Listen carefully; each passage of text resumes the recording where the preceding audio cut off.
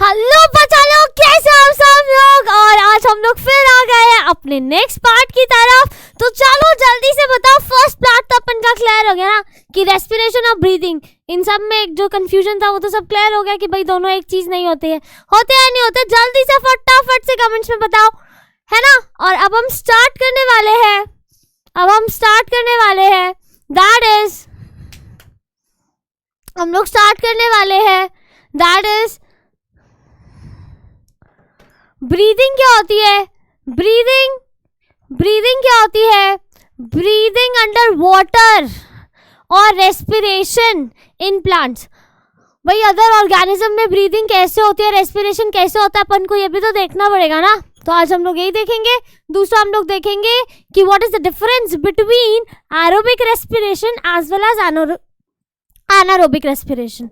तो स्टार्ट करते हैं भाई डिफरेंशिएट बिटवीन से, है ना। एरोबिक रेस्पिरेशन क्या था, which takes place in the presence of oxygen. यही था, हाँ मैम ऑक्सीजन की प्रेजेंस में हो रहा है। यहां तक बात समझ आई।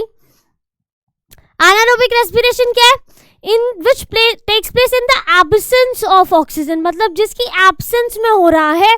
ठीक है, मतलब ऐसा रेस्पिरेशन जो किसी की एब्सेंस, मतलब ऑक्सीजन की एब्सेंस में हो रहा है, उसको हम क्या बोलते हैं, एनारोबिक रेस्पिरेशन। एना मीन्स नहीं है क्या भैया, ऑक्सीजन नहीं है।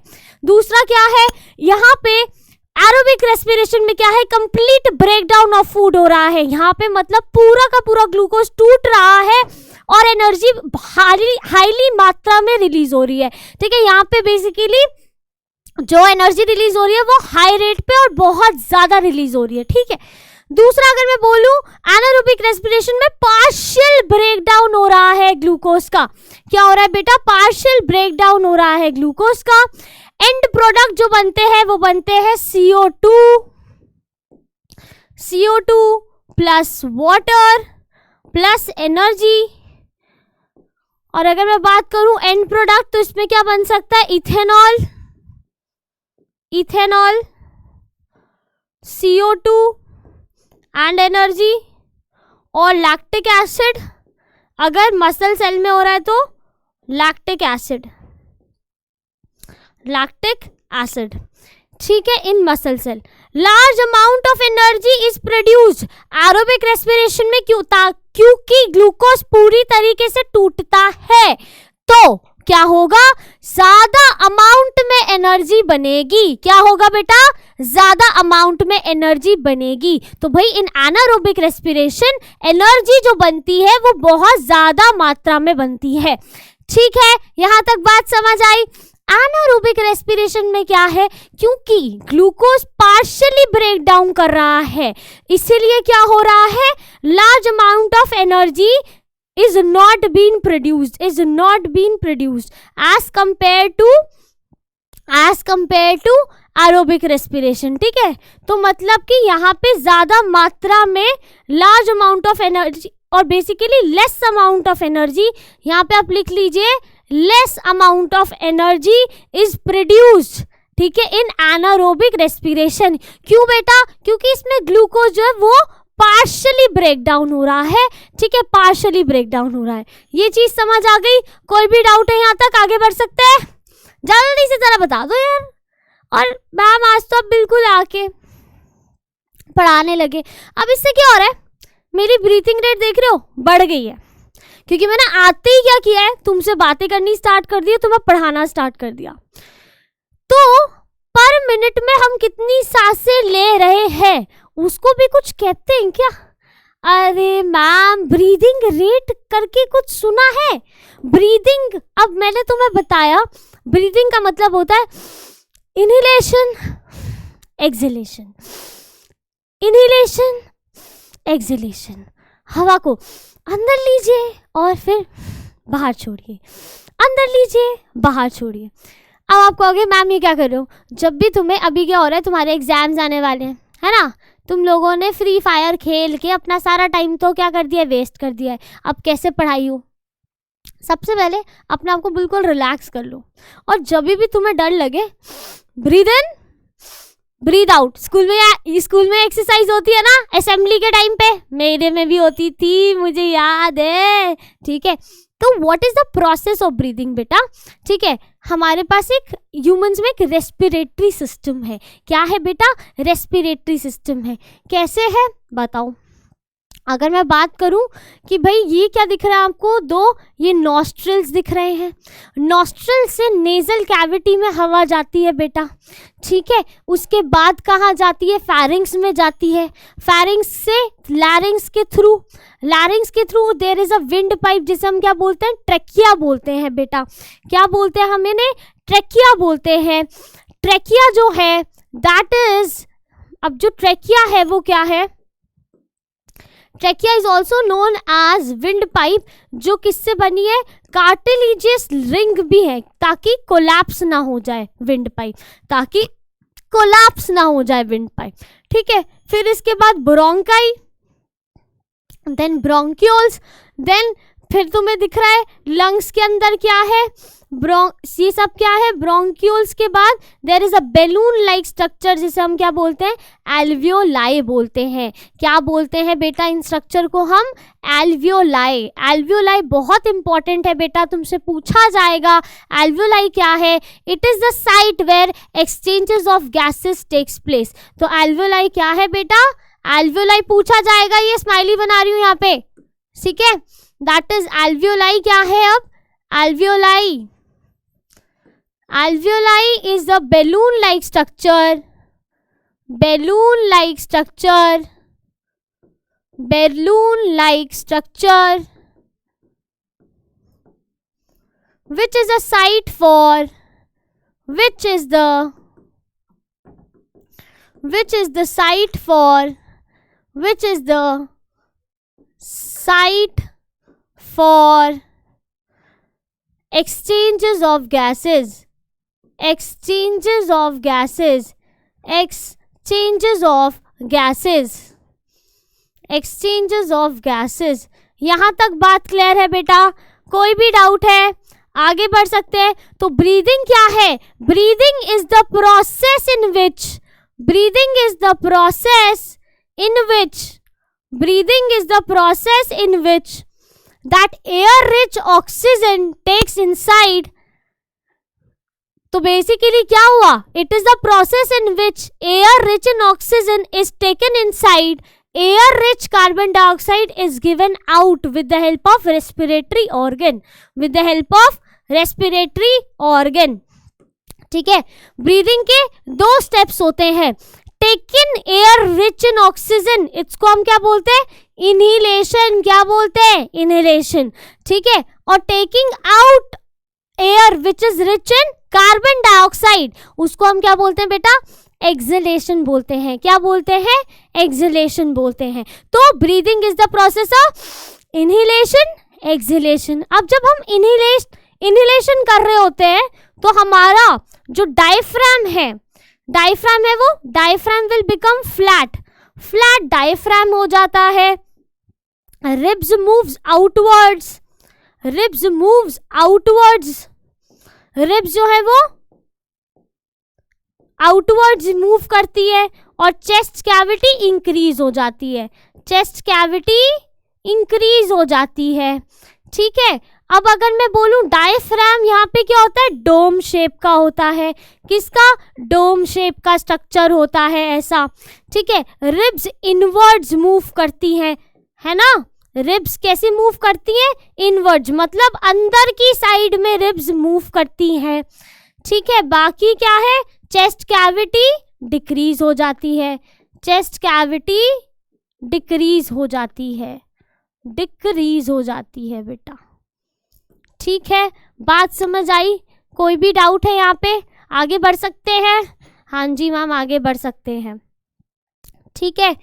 तो भाई अगर मैं बात करूँ breathing rate, a breathing rate of a person is not always constant. जब हम बहुत तेज भाग कर आते हैं, कुछ काम कर रहे होते हैं, ठीक है, तो हमारा ब्रीदिंग रेट क्या होता है, फास्ट होता है, क्योंकि उस समय हमें ज़्यादा ऑक्सीजन की मात्रा बॉडी में चाहिए होती है ना। बट वही जब हम आराम से इत्मीनान से बैठ के पढ़ रहे होते हैं तो हमारा ब्रीदिंग रेट थोड़ा कम होता है एज कम्पेयर टू जब हम भाग कर आ रहे होते हैं, ठीक है, बात समझ आई।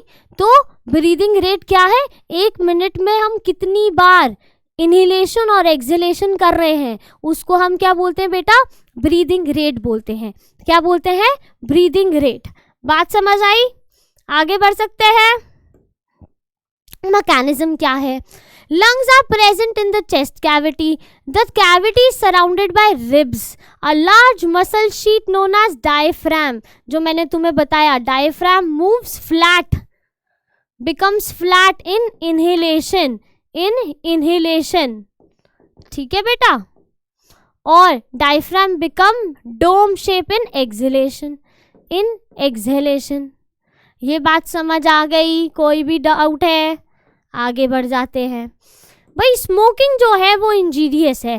Smoking that is tobacco in the form of bidi, cigarette और सिगार हमारे जो लंग्स की जो कैविटी होती है, जो एल्वोलाई होती है, एल्वोलाई जो होती है वो क्या होती है हमारी, वो क्या होती है हमारी एल्वोलाई, क्या है, बैलून शेप लाइक स्ट्रक्चर है जहाँ पे एक्सचेंजेस ऑफ गैसेस होती हैं, ठीक है। इनकी जो वॉल्स होती हैं वो रप्चर कर जाती हैं, क्या कर जाती हैं, खराब हो जाती हैं, ठीक है, खराब हो जाती हैं अगर हम ज़्यादा सिगरेट पीते हैं तो, ठीक है। तो भाई सिगरेट कभी भी नहीं पीनी चाहिए, और आपके आसपास के जितने भी लोग अगर कोई पी रहे हैं तो उन्हें मना करना चाहिए, ठीक है, because that causes cancer also, that causes lung cancer, heart diseases. देख लो कितनी बड़ी बड़ी बीमारी है, हाय राम हाय राम, क्या कर सकते हैं।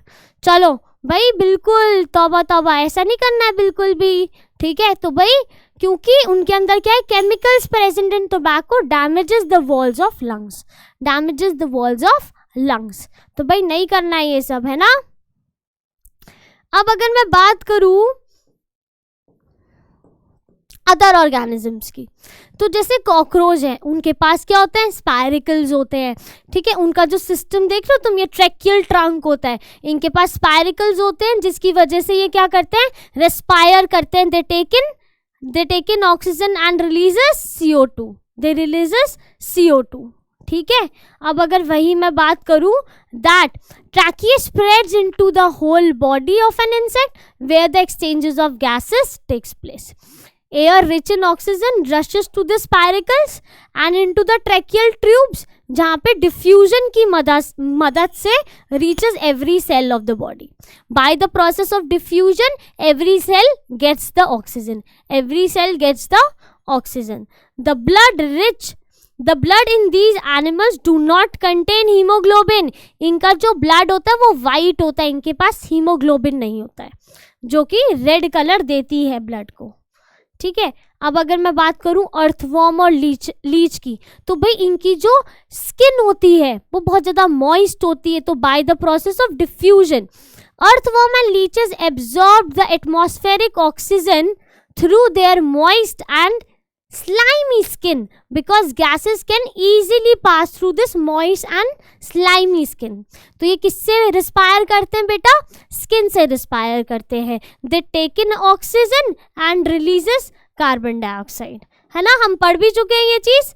चलो फ्रॉग की अगर मैं बात करूं, तो टेडपोल जब था तो इसके पास क्या थे, गिल्स थे। जैसे ही ये मेटामॉर्फोसिस से फ्रॉग बना, ठीक है, जैसी बॉडी में चेंजेस हुए तो इनके पास क्या हो गए, a frog possesses a pair of lungs like humans. When they are in water they breathe through their moist and skin. तो ये दो मोड से ब्रीथ कर सकते हैं, इनके पास लंग्स भी है और क्या है, मॉइस्ट स्किन भी है। क्या है, मॉइस्ट स्किन भी है। When they are on land they breathe through their nostrils and a pair of lungs. ठीक है, बात समझ आई। अब अगर हम फिशेस की बात करें, ठीक है, शार्क्स की बात करें, ऑक्टोपस की बात करें, तो फिशेस के पास क्या है, there is a specialized organ, उन्हें हम क्या बोलते हैं, गिल्स बोलते हैं। क्या बोलते हैं, गिल्स बोलते हैं। They have a special organ for breathing called gills. The oxygen dissolve in water enter through gills. बेटा वाटर के अंदर क्या है, डिजॉल्व्ड ऑक्सीजन है। क्या है, डिजॉल्व्ड ऑक्सीजन है। Gills are actually the projections of skin and have blood vessels. इनके पास क्या है, ब्लड वेसल्स हैं जहाँ पे एक्सचेंजेस ऑफ गैसेस होता है। तो जब ये ले रहे होते हैं, जब इनका माउथ जो है वो ओपन है, that means they are taking oxygen, ठीक है। और जब इनका माउथ क्लोज होता है then they are releasing carbon dioxide, बेटा, ठीक है। जैसे कि the fishes breathe by taking water through their mouth and sending it over the gills. Now the oxygen dissolved in the water is extracted by the gills and the extracted oxygen is absorbed by the blood. This oxygen is carried out to all the part of the fishes for respiration. The carbon dioxide produced during respiration is brought back by this blood into the gills and get expelled through the surrounding water. और फिर वो निकाल देते हैं surrounding water के through. अब अगर मैं प्लांट्स की बात करूं तो प्लांट्स में दिन में अपोजिट हो रहा होता है, क्योंकि प्लांट्स कौन सा प्रोसेस फॉलो करते हैं? फोटोसिंथेसिस का. कौन सा? फोटोसिंथेसिस का, बेटा. तो फोटोसिंथेसिस के टाइम पे दे releases O2 and they take in what? They take in CO2. मगर नाइट में क्या हो रहा होता है? क्योंकि फोटोसिंथेसिस नहीं परफॉर्म कर रहे होते हैं तो they take in O2 and releases CO2. इसलिए कहते हैं रात को कभी भी पेड़ के नीचे नहीं सोना चाहिए. क्यों? क्योंकि प्लांट्स भी ऑक्सीजन इनहेल करते हैं और एक्सहेल क्या करते हैं? Carbon dioxide. क्या एक्सहेल कर रहे होते हैं? Carbon dioxide. So, plants also take in oxygen from the air and given out carbon dioxide through stomata. अब ये किससे करते हैं? There is a small tiny pores, बेटा, ठीक है. इनके पास क्या है? एक small tiny pores है लीफ की सरफेस पे. उन्हें हम क्या बोलते हैं? उन्हें हम बोलते हैं स्टोमेटा. क्या बोलते हैं हम उन्हें? Stomata. which helps in the exchanges of gases. अब स्टोमेटा लिख लो. ये भी पूछ सकते हैं तुमसे कि ma'am what is this stomata. तो stomata are the small pores present on the leaf surface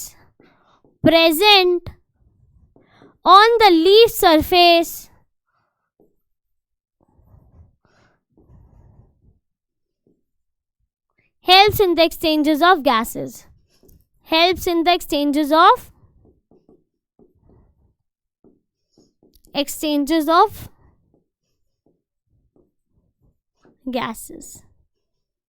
gases. बात समझ आ गई? कोई भी डाउट? आगे बढ़ सकते हैं. अगर मैं बात करूं रूट्स में कैसे होता है, तो root cells of the plant respire under the ground. They also need oxygen to carry it out for respiration, है ना, and releases energy for their own use. तो भाई अब ये कैसे करते हैं? Root cell get oxygen from the air present in the spaces of the soil. ये जो soil के बीच में जो spaces है इन सब में ऑक्सीजन होती है. अब ये जो plant roots have a large number of tiny hairs जिन्हें हम root hairs बोलते हैं, ठीक है. root hairs ऑक्सीजन लेती हैं by the process of diffusion, ठीक है. डिफ्यूजन के थ्रू ये रूट हेयर्स में क्या आ जाता है? ऑक्सीजन आ जाता है. where the roots will utilize this for respiration. Okay तो भैया मैंने आपको बताया स्टेम में कैसे होती है और रूट्स में कैसे होती है. समझ आया? यहाँ तक कोई भी डाउट है जल्दी से बता दो फटाफट से.